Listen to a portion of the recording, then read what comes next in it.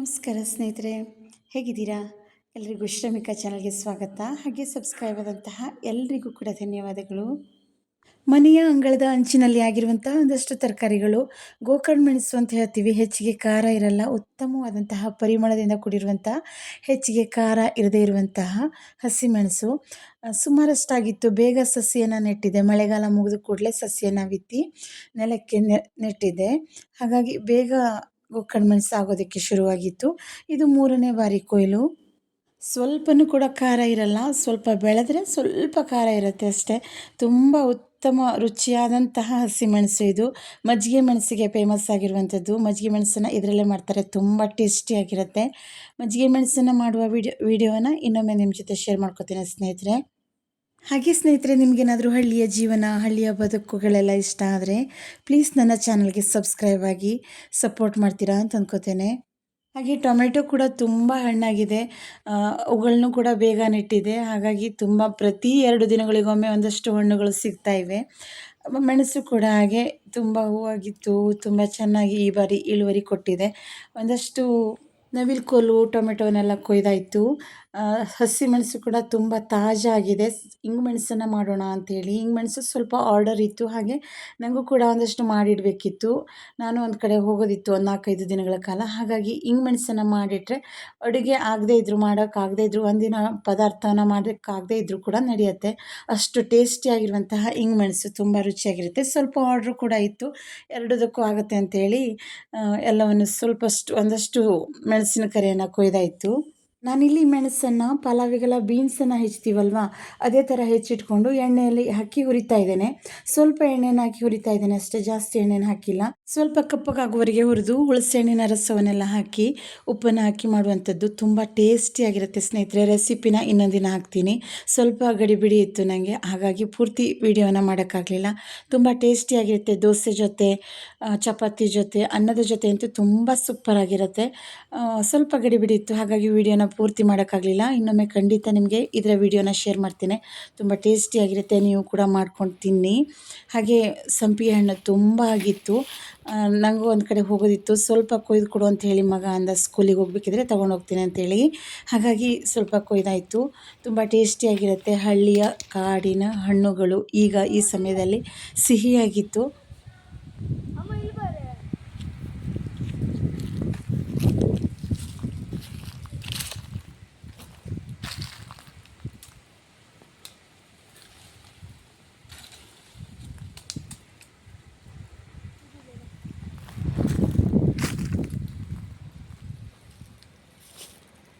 ಹಾಗೆ ಇದು ಮಾರನೇ ದಿನದ ವಿಡಿಯೋ ಸ್ನೇಹಿತರೆ. ಗೋವಾಕ್ಕೆ ಬಂದಿದ್ದೀವಿ. ಒಂದು ಉತ್ತಮ ಕಾರ್ಯಕ್ಕೋಸ್ಕರ, ಒಂದು ಉತ್ತಮ ಅನುಷ್ಠಾನಕ್ಕೋಸ್ಕರ ಬಂದಿದ್ದೀವಿ. ತುಂಬ ಅಪರೂಪದ ಕಾರ್ಯಕ್ರಮದಲ್ಲೊಂದು ಭಾಗವಹಿಸೋದಕ್ಕೂ ನಮಗೊಂದು ಅವಕಾಶ ಸಿಕ್ಕಿತ್ತು. ಹಾಗಾಗಿ ಒಂದಷ್ಟು ಜನ ಗೆಳತಿಯರೆಲ್ಲ ಸೇರಿ ಬಂದಿದ್ದೀವಿ. ನನಗೆ ಇದು 2ನೇ ಬಾರಿ ಸಿಕ್ಕಂತಹ ಅವಕಾಶ. ತುಂಬ ಖುಷಿಯಿಂದ ಕಳೀತಾ ಇದ್ದೀವಿ ಸ್ನೇಹಿತರೆ ಈ ಒಂದು ದಿನಗಳನ್ನು. ಕಳೆದ ಒಂದಷ್ಟು ದಿನಗಳ ಹಿಂದೆ 5 ದಿನಗಳ ಕಾಲ ನಡೆದಂತಹ ಈ ಒಂದು ಕಾರ್ಯಕ್ರಮದಲ್ಲಿ ಭಾಗವಹಿಸೋದಕ್ಕೆ ಅವಕಾಶ ಸಿಕ್ಕಿತ್ತು. ಆಗ ತುಂಬ ಜನ ಗೆಳತಿಯರಾದರು, ಹೊಸ ಗೆಳತಿಯರು, ಹಾಗೆ ಹಳೆ ಗೆಳತಿಯರು ಮತ್ತೆ ಸಿಕ್ಕಿದ್ರು. ತುಂಬ ಖುಷಿಯಿಂದ ಕಳೆದಿದ್ದಾಗಿತ್ತು ಆ ದಿನಗಳನ್ನು ಕೂಡ. ಈಗೂ ಅಷ್ಟೇ ತುಂಬ ಖುಷಿಯಿಂದ ಕಳೀತಾ ಇದ್ದೀವಿ. ಮಾರನೇ ದಿನದ ವಿಡಿಯೋನ ನಾನಿಲ್ಲಿ ಹೆಚ್ಚಿಗೆ ವಿಡಿಯೋ ಮಾಡಿಲ್ಲ. ಒಂದಷ್ಟು 5 ದಿನಗಳಲ್ಲಿ ಸಣ್ಣ ಸಣ್ಣ ಪುಟ್ಟ ಕ್ಷಣಗಳನ್ನು ನಾನಿಲ್ಲಿ ಜೋಡಿಸ್ತಾ ಇದ್ದೇನೆ ಅಷ್ಟೇ. ಒಂದು ನೆನಪುಗಳು ಸದಾ ಇರಲಿ ಅಂತ ಹೇಳಿ.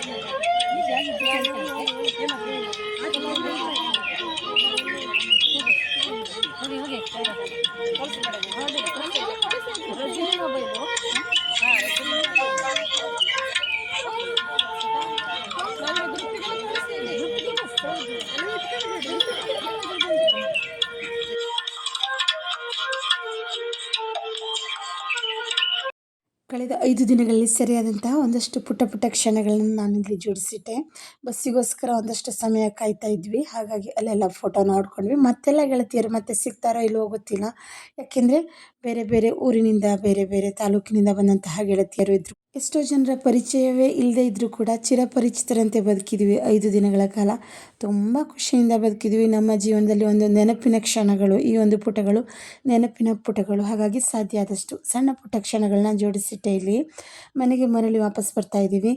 ಸ್ವಲ್ಪ ಮನಸ್ಸು ಭಾರ, ಯಾಕೆಂದರೆ 5 ದಿನಗಳ ಕಾಲ ತುಂಬ ಖುಷಿಯಿಂದ ಕಳೀತಾ ಇದ್ವಿ. ಎಲ್ಲ ಗೆಳತಿಯರು ಹುಳುಕು ಕೊಳಕುಗಳಿಲ್ಲದೆ ತುಂಬ ಖುಷಿಯಿಂದ ಸಹಬಾಳ್ವೆ. ಇಂತಹ ಕ್ಷಣಗಳು ಬದುಕಿನಲ್ಲಿ ಸಹಬಾಳ್ವೆಯನ್ನು ಕಲಿಸುತ್ತೆ ಎಲ್ರಿಗೂ ಕೂಡ. ತುಂಬ ಖುಷಿಯಾಯಿತು ಈ ಒಂದು ಕಾರ್ಯಕ್ರಮಕ್ಕೆ ಹೋಗೋದಕ್ಕೆ ಅವಕಾಶವನ್ನು ಕೊಟ್ಟಂತಹ ಎಲ್ರಿಗೂ ಕೂಡ ಧನ್ಯವಾದಗಳನ್ನ ಹೇಳ್ತೇವೆ.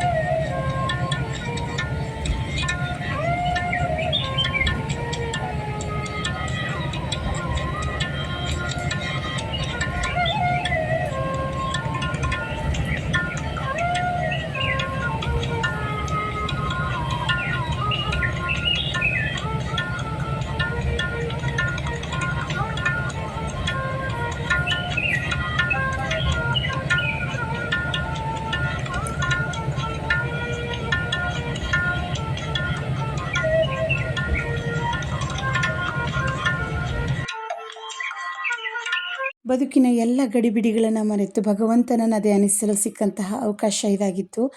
5 ದಿನಗಳ ಕಾಲ ತುಂಬ ಸುರಕ್ಷಿತವಾಗಿ, ತುಂಬ ಗೌರವಯುತವಾಗಿ ನಾವು ಇಲ್ಲಿ ಕಳೆದ್ವಿ. ತುಂಬ ಖುಷಿಯಿಂದ ಕಳೆದಿದ್ದೀವಿ ಸ್ನೇಹಿತರೆ. ಹೀಗಿತ್ತು ನಮ್ಮ ಆ ದಿನದ ಒಂದಷ್ಟು ಕ್ಷಣಗಳು.